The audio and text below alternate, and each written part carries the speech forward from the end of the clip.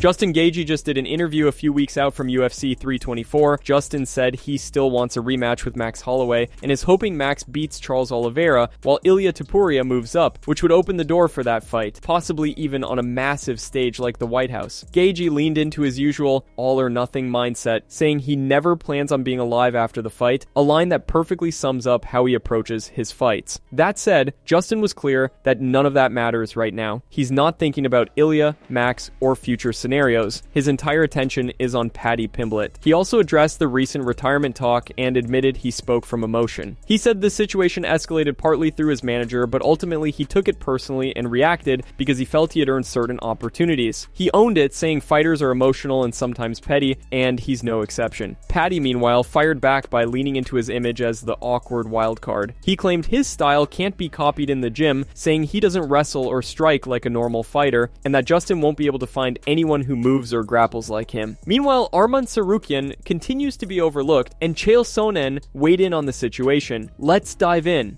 We see him weigh in 2 weeks as a backup fighter for UFC 324. What's his situation? Can we please forgive him? Whatever he did to get himself in this weird purgatory, can we also remember that he agreed to be a backup fighter, that he did a training camp, that he flew out to Las Vegas, he went through the commission, he made weight, he was ready to go in on a moment's notice.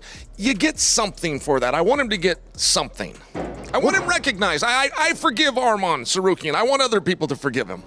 Paul Felder just reacted to Khamzat Chimaev's explosive call-out of Alex Pereira for the historic UFC White House card in June, revealing a few issues the UFC will face if this fight gets materialized. Chimaev wants to jump straight to 205 pounds for a champ versus champ clash on the South Lawn, no first defense of his middleweight belt in sight. Felder, breaking it down as a longtime analyst, flags two major problems the UFC would have to navigate if they make it happen. First, the title logistics. Would Chimaev be forced to vacate the middleweight strap to move up permanently? Second, and this is the bigger issue for Felder, Khamzat hasn't defended the belt even once yet. Skipping a defense for a cross-division mega fight feels off when legit contenders like Nasruddin Imavov are lined up and ready. Speaking of the middleweight division, the UFC just dropped another bombshell to keep the momentum rolling. Israel Adesanya versus Joe Pyfer is officially confirmed as the main event for UFC Seattle on March 28th. This is huge for the last stylebender. After a brutal 2025,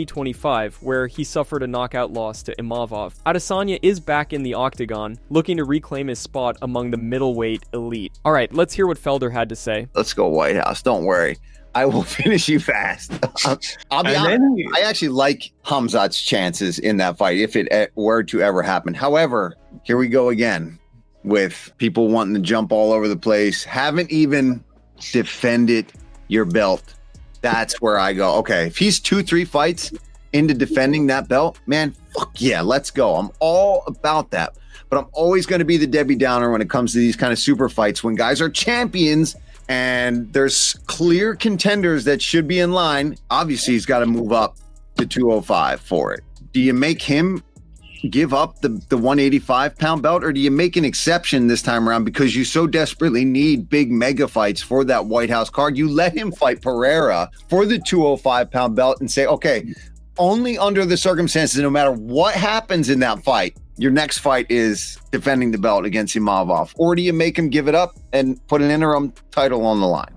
The middleweight chaos just got a whole new layer. Rob Dvalishvili's coach, Ray Longo, went on the record accusing Khamzat Chimaev of using PEDs while training under his new coach, Sam Calavita, and UFC commentator John Anik didn't shy away from entertaining the discussion, clearly intrigued by the implications. The topic came up while breaking down the middleweight title picture and Chimaev's dominant octagon performances. Ray Longo jumped in, pointing out that Khamzat deliberately chose to train with TJ Dillashaw's strength and conditioning team, a squad that's notorious for fighters being caught on banned substances, including TJ Dillashaw himself during the infamous EPO scandal after his fight with Henry Cejudo. Longo suggested this is far from a coincidence, especially after the latest photos of Chimaev looking absolutely jacked and more muscular than ever, making fans and analysts question whether there's more behind that insane conditioning than just hard work and genetics. John Anik agreed that it's an intriguing angle, and the chatter only intensifies as people speculate whether Chimaev has turned to EPOs to fix his stamina issues after his virus infection from years ago.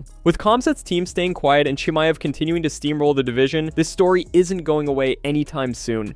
It's also interesting. Somebody told me he's working with a Dillashaw strength coach. Yeah, Coach Cal. Yeah. Yeah. What a fucking gem he is. Yeah. Like, knew nothing about Dillashaw. What a fucking bunch of cheating motherfuckers, man. Good luck to you. Yeah, good luck. You couldn't figure that out. That's all right. All right, so that's the first bad sign. I'd have him triple tested before he gets in there. I mean, the guy's already huge. They're going to jack him up on some shit. Now it's going to be a problem. Monster. Guys, I know what the fuck is going on out there. You know what I mean? Like, you think everybody's on the up and up. You guys are really, really misinformed. I'm looking at it a little differently than what you're looking at. Out of all the strength guys, which there's a lot of them, go to the guy that only has the track record of what we're talking about. I don't know. It is what it is. You know what I mean? It's the art of war, I guess. That's a pretty interesting choice to me. Yeah. Go to the guy with intimate familiarity with EPO, right? Colby Covington just called out Israel Adesanya at middleweight. Fresh off a successful middleweight debut in a wrestling showdown against Luke Rockhold, Colby now believes he can hang with the very top of the division, and his new target is Israel Adesanya. According to him, the move to middleweight changes a lot. He thinks his elite wrestling defense, constant pressure, and sprawl-heavy style are exactly the kind that could give champion Khamzat Chimaev real problems. Covington believes the blueprint is simple. Shut down the takedowns, force scrambles, get back to his feet, and start piling on damage with volume striking. He genuinely believes he has the gas tank and toughness to drag Chimaev into deep waters and break him there. But before any of that, he says an Adesanya fight is the real fast track. Beating a name like Izzy at middleweight, even now, would instantly launch him into title contention. At the same time, he completely dismissed the idea of fighting Bo Nickel at the White House. Covington waved it off as a pointless matchup, saying Nickel is a prelim level fighter, and not someone who does anything for him at this stage. The middleweight division could get a lot more interesting with someone as loud as Covington entering it.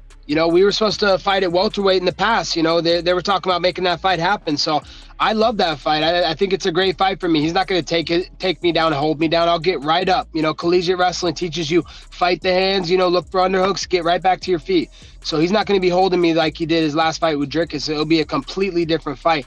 And then it's a striking fight. And I think he's scared to strike. I don't think he likes to strike people. He doesn't like to get hit in the face. So, you know, I love that fight. So the quickest path to get there is what I'm looking for. If it's Izzy would be a great stylistic matchup. And then, you know, whoever else is next, and then boom, let's do it. Comes out. He's making a mockery of the sport. You know, you should defend your title a couple of times before you even consider moving weight classes. You've already moved weight classes. You cost the company a ton of money by pulling out of that fight last minute against the soy boy Nate Diaz, you know, that you were supposed to be on. So he's went up to 85. He's won the title, but you haven't defended it yet. You know, you should fight your buddy, you know, Nasruddin Imavov. That's the next fight. That's it from MMA Psycho. Thanks for watching. Don't forget to leave a like and subscribe for daily MMA news.